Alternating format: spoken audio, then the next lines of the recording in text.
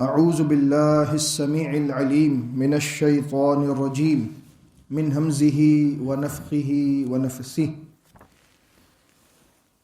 وَإِذْ قُلْنَا لِلْمَلَائِكَةِ اسْجُدُوا لِآدَمَ فَسَجَدُوا إِلَّا إِبْلِيسَ أَبَى وَاسْتَكْبَرَ وَكَانَ مِنَ الْكَافِرِينَ۔ سورہ بقرہ کی آیت نمبر 34 پر بات ہو رہی تھی، اور اس وقت کا ذکر ہے جب اللہ رب العزت نے فرشتوں کو اور ابلیس کو بھی حکم دیا تھا کہ آدم کے سامنے سجدہ ریز ہو جاؤ۔ سب نے سجدہ کیا، تمام فرشتوں نے سجدہ کیا۔ فسجدوا الا ابلیس، لیکن ابلیس نے سجدہ نہیں کیا۔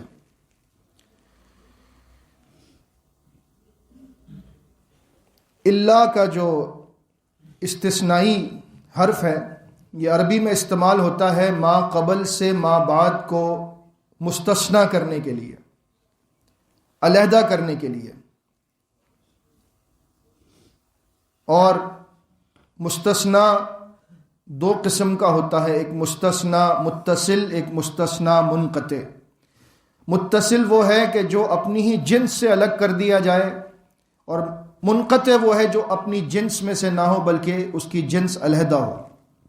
ابلیس مستثنی منقطع ہے، یعنی کہ فرشتوں میں شامل نہیں تھا، بلکہ جیسا کہ آپ کو سورہ کہف کی آیت سے بتایا گیا، کان من الجن، کہ وہ جنات میں سے تھا، لیکن بہرحال اس وقت فرشتوں کی صف میں موجود تھا، اور اللہ نے تمام کو حکم دیا تھا ابلیس سمیت کہ آدم کو سجدہ کرو، اس کی برتری کو تسلیم کرو، اور اپنے آپ کو میرے حکم کی بنیاد پر آدم کے آگے جھکا دو۔ لفظ جو ابلیس ہے، یہ لفظ ابلیس یہ عربی میں ابلس یبلس ابلاس سے نکلا ہے، جس کا مطلب ہے مایوس ہو جانا، مایوس ہو جانا۔ ابلیس جو ہے وہ مکمل طور پر اللہ کی رحمت سے مایوس، کیونکہ اسے اس بات کا علم ہو چکا ہے کہ جو کام اس نے کیا ہے وہ کسی مخلوق نے نہیں کیا۔ ایک تو ہے اللہ تعالیٰ کی نافرمانی کرنا، ایک ہے اس نافرمانی کے بعد اس نافرمانی کی دلیل پیش کرنا، ایک ہے اس نافرمانی کے بعد اس دلیل کو تکبر کی بنیاد پر پیش کرنا، اور ان میں سب سے بڑا کام یہ ہے کہ نافرمانی کرنے کے بعد اس کی دلیل کو تکبر کی بنیاد پر اللہ کے سامنے پیش کرنا۔ ایسا کام کسی نے نہیں کیا، اور ابلیس نے جب یہ کام کیا، اور اس کے بعد اللہ نے جو اس پر لعنت کی، اس کے بعد اللہ نے جو اس کے لیے سزا مقرر کی کہ قیامت کے دن تک کی ابلیس نے اللہ سے مہلت مانگی، اور اللہ نے اس کو مہلت دی، اس مہلت کے ساتھ اس کو بتایا کہ تجھ پر ہمیشہ کی لعنت ہے، اور اس لعنت میں گرفتار ابلیس اللہ کی رحمت سے مایوس ہے۔ لیکن وہ اس پر بڑا افسوس کرتا ہے، جی ہاں، وہ اس پر بڑا افسوس کرتا ہے، کیونکہ غصہ، نافرمانی، تکبر یہ وقتی طور پر تو انسان کو یا مخلوق کو یہ احساس دلاتا ہے کہ میں جو کر رہا ہوں وہ درست ہے، لیکن جب وہ اس کے بعد بیٹھتا ہے، سوچتا ہے، تو سمجھ آتی ہے کہ میں نے غلط کیا۔ آج تک اس کا پچھتاوا ابلیس کو ہے، قیامت تک اور قیامت کے بعد بھی رہے گا۔ اس لیے کہ نبی کریم صلی اللہ علیہ وسلم نے فرمایا، صحیح مسلم کی حدیث ہے کہ ابو ہریرہ رضی اللہ تعالی عنہ فرماتے ہیں، اذا قرأ ابن آدم السجدہ فسجد، جب آدم کا بیٹا قرآن میں سجدے کی آیت تلاوت کرتا ہے، جہاں پر حکم ہے سجدہ کرو اللہ کو، یا جہاں پر ذکر ہے اللہ کے آگے سجدہ کرنے کا، اور وہ سجدے میں گر پڑتا ہے۔ قرآن کی سجدے والی آیت پر سجدہ کرنا یہ بہت افضل عمل ہے، اور وہ سجدے میں گر پڑتا ہے۔ اعتزل الشیطان یبکی، تو شیطان دور کھڑا ہو کر رونا شروع کر دیتا ہے. اس افسوس کی بنیاد پر، مایوسی کی بنیاد پر وہ رونا شروع کر دیتا ہے اور روتے روتے کہتا ہے ویلی، میری خرابی ہو. امر ابن آدم بالسجدہ، آدم کے بیٹے کو سجدے کا حکم ملا، فسجدہ، اس نے سجدہ کیا، فلہ الجنہ، اس کے لیے جنت ہے. وامرت بالسجود، مجھے بھی ایک سجدے کا حکم دیا گیا تھا، فابیت، میں نے انکار کیا، فلی النار، تو میرے لیے دوزخ کی آگ ہے. اب ہم اپنا جائزہ لیں ابلیس کی اس مایوسی کے مقابلے میں. ابلیس نے اللہ کے آگے سجدہ کرنے سے انکار نہیں کیا. ابلیس نے اللہ کے حکم پر آدم کے سامنے سجدہ کرنے سے انکار کیا.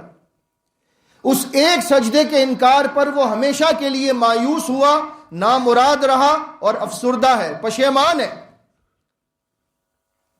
اور ہم لا الہ الا اللہ محمد الرسول اللہ پڑھنے والے ایک دن میں ایک مرتبہ نہیں، 2 مرتبہ نہیں، 34 مرتبہ اللہ کے سامنے سجدہ کرنے سے انکار کرتے ہیں. کیونکہ ایک دن میں صرف فرض رکعتیں 17 ہیں. ہر رکعت میں 2 سجدے، 2 رکعتیں فجر کی، 4 ظہر کی، 4 عصر کی، 3 مغرب کی، 4 عشاء کی، 17 رکعتیں. 34 سجدوں کا انکاری بڑی ڈھٹائی کے ساتھ سکون سے بیٹھا ہے. اور یہ ایک سجدے کا انکاری خالق کو نہیں، آدم کو انکار کرنے والا، وہ آج تک پشیمان اور افسردہ ہے کہ کاش میں نے وہ سجدہ کر لیا ہوتا. تو سوچئے کہ بے نمازی کا انجام کیا ہونے والا ہے، اور ہم کتنے سکون سے بیٹھے کہ ہمیں نمازوں کی کوئی پرواہ نہیں ہے. نماز ہو رہی ہے اور ہم لوگ اس میں شامل نہیں ہو رہے. اللہ سے توفیق مانگیں، یا اللہ میرا کون سا گناہ ہے جو تو نے مجھے اپنے آگے سجدہ کرنے سے روک دیا، میرا ایسا کون سا غلط کام ہو گیا جو مسجد کا راستہ میں بھول گیا. اللہ سے معافی مانگیں، توبہ کریں اور اپنے آپ کو نماز کا پابند بنائیں، یہ سمجھ کر کہ جو سجدہ کرے گا اس کے لیے جنت ہے، جو سجدے کا انکاری ہے اس کے لیے جہنم ہے. ہاں، ایک بات پر کوئی بچت ہو جائے تو ہو جائے، وہ یہ ہے ابلیس نے سجدہ نہ کیا لیکن ساتھ میں اس نے دلیل پیش کی سجدہ نہ کرنے کی. کم از کم یہ اللہ کا شکر ہے کہ آج کا ہمارا کلمہ پڑھنے والا وہ نماز ادا نہیں کرتا تو ساتھ میں شرمندگی کا اظہار کرتا ہے کہ میں کوشش کر رہا ہوں، اللہ مجھے توفیق دے. لیکن توفیق کوشش سے ملتی ہے. لیکن اگر کوئی یہ کہہ دے کہ ہاں میں نماز نہیں پڑھتا، اس وجہ سے نہیں پڑھتا، تو پھر وہ معاملہ ابلیس کی حد تک اور شیطان کی حد تک چلا جاتا ہے. تو کم از کم اللہ کا شکر ہے کوئی بندہ یہ نہیں کہتا. ہاں، وہ اپنی پشیمانی کا اظہار کرتا ہے اور نماز ادا کرنا چاہتا ہے. اور ہمیں چاہیے کہ جو بھائی ہمارے نماز ادا نہیں کرتے ان پر محنت کریں، ان کو بتائیں، ان کو سمجھائیں کہ میرے بھائی جس راستے پر تو جا رہا ہے یہ ابلیس کا راستہ ہے، یہ ایمان والوں کا راستہ نہیں ہے، لہٰذا اپنا راستہ بدل کر مسجد کی طرف آ جا. ابلیس نے 2 کام کیے، ابا واستکبر. ایک اس نے انکار کیا، دوسرا اس نے تکبر کیا. تکبر یہ ہے کہ اپنے آپ کو بڑا سمجھنا، اور ابلیس کا یہی جرم بہت بڑا ہے کہ اس نے آدم علیہ السلام کے بارے میں اللہ کے سامنے یہ کہا لم اکن لاسجد لبشر خلقتہ من صلصال من حمأ مسنون.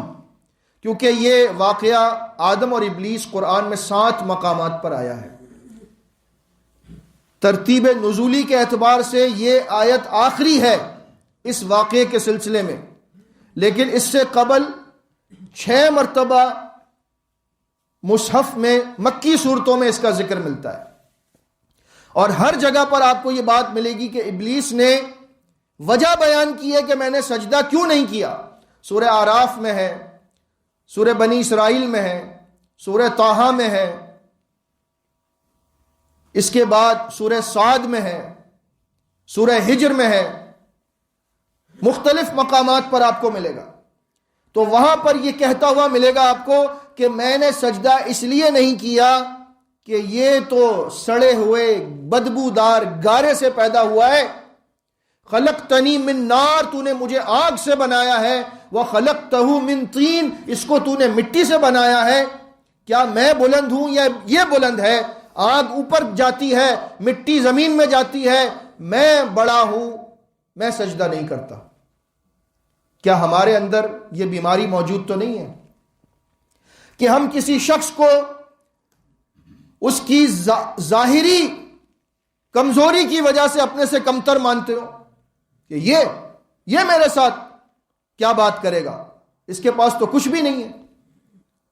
یا پھر کسی کو اپنے علم کا اتنا تکبر ہو جائے کہ وہ دوسروں کو اپنے آگے بالکل بیکار سمجھے. اور یہ ہو رہا ہے، کسی کو دنیا کے اندر تکبر نے مبتلا کیا، کسی کو دین میں تکبر نے مبتلا کر دیا. لہذا کسی کو بھی تکبر زیبا نہیں دیتا، کیونکہ تکبر اگر کسی ذات کے لیے سزاوار ہے تو وہ صرف ایک ذات ہے، العزیز الجبار المتکبر، اللہ رب العزت ہے. تکبر اللہ کی چادر ہے، اور جو اللہ سے تکبر کے معاملے میں الجھے گا تو اللہ نے حدیث قدسی میں فرمایا صحیح مسلم میں کہ میں اس کو برباد کر دوں گا. تکبر نہیں کرنا چاہیے، خصوصاً اس بات کو ذہن میں رکھ کر کہ نبی کریم صلی اللہ علیہ وسلم کا فرمان ہے صحیح مسلم کتاب الایمان، عبداللہ ابن مسعود رضی اللہ تعالیٰ عنہ فرماتے ہیں لا يدخل الجنة من كان في قلبه مثقال ذرة من کبر، جنت میں وہ بندہ جا نہیں سکتا جس کے دل میں ذرے کے برابر بھی تکبر ہو، ذرے کے برابر یہ احساس بھی آ جائے کہ میں اس سے بڑا ہوں، میں اس سے بہتر ہوں، تو وہ جنت میں نہیں جا سکتا. تو صحابی نے پوچھا اے اللہ کے نبی صلی اللہ علیہ وسلم ان الرجل لا يحب ان يكون ثوبه حسنا ونعله حسنا، آپ یہ بتائیے کہ ہم تو یہ بات اچھی محسوس کرتے ہیں کہ ہم اچھا لباس پہنے، اچھا جوتا پہنے، تو کیا اچھا لباس پہننا، اچھا جوتا پہننا، اچھا گھر رکھنا، اچھی سواری رکھنا، کیا یہ بھی تکبر ہے؟ تو ہم پھر یہ سب ختم کر دیں، ہم بالکل ایسے ہو جائیں جیسے مسکین لوگ ہوتے ہیں. تو فرمایا کہ نہیں، تکبر یہ نہیں کہ تم اچھا لباس پہنو، اچھا جوتا پہنو، اچھے گھر میں رہو، اچھی سواری ہو، یہ تکبر نہیں ہے. ان سب کے ملنے کے بعد تمہارے پاؤں زمین پر رہیں، نگاہیں تمہاری مخلوق کے سامنے جھکی رہیں. الکبر بطر الحق وغمت الناس، تکبر یہ ہے کہ جب تمہیں حق بات بتائی جائے تو تم اس کا انکار کر دو، اور تکبر یہ ہے کہ تم دوسروں کو اپنے سے کمتر اور حقیر سمجھو. اگر یہ دو باتیں آ گئیں تو پھر یہ تکبر ہے، اور ایسا بندہ کبھی جنت میں نہیں جا سکتا. ابلیس میں یہ دونوں باتیں تھیں. اس نے تکبر کیا اس بنیاد پر بھی کہ اللہ کا حکم تھا یعنی حق تھا، اس نے انکار کیا. اس نے تکبر کیا اس بنیاد پر بھی کہ اس نے آدم کو اپنے سے کمتر سمجھا. دونوں وجوہات تکبر کی ابلیس میں موجود تھیں، لیکن اگر ہم میں ایک بھی آ جائے تب بھی اللہ نے جنت کو اس بندے سے دور کر دیا ہے. لہٰذا اپنے آپ کو تکبر سے بچائیے، اللہ کی نافرمانی سے بچائیے. اللہ کے آگے سجدہ کرنے کو بہت بڑی نعمت جانیے، اس وقت کو ضائع نہ کیجیے جب اللہ سجدے کے لیے پکارے. جب مسجد سے اذان کی آواز آئے لپک کر آئیے، دوڑ کر آئیے کہ میرے اللہ نے بلایا ہے، اللہ مجھے جنت عطا کرے گا. وَكَانَ مِنَ الْكَافِرِينَ، اور ابلیس کافروں میں سے ہو گیا. لہذا سجدے کا انکاری بہت قریب ہوتا ہے کہ وہ کفر کر بیٹھے اور کافر بن جائے. اس لیے اس کفر سے اللہ کی پناہ مانگنے کے لیے ضروری ہے کہ اللہ کے آگے سجدہ ریز ہو جائیے، اللہ کی اطاعت کیجئے، لوگوں کو حقیر نہ سمجھیے، بلکہ آپ یہی جانیے کہ جو میرے پاس ہے یہ اللہ کی نعمت ہے، اور اللہ تعالیٰ مجھے اپنی نعمتیں عطا فرمائے اور میں اس کے آگے مزید جھکوں، لوگوں سے اچھا برتاؤ کروں. یہی ایمان والے کی صفت ہے. اللہ رب العزت ہمیں اپنی نافرمانیوں کے تمام کاموں سے بچائے. آمین. استغفر اللہ استغفر اللہ استغفر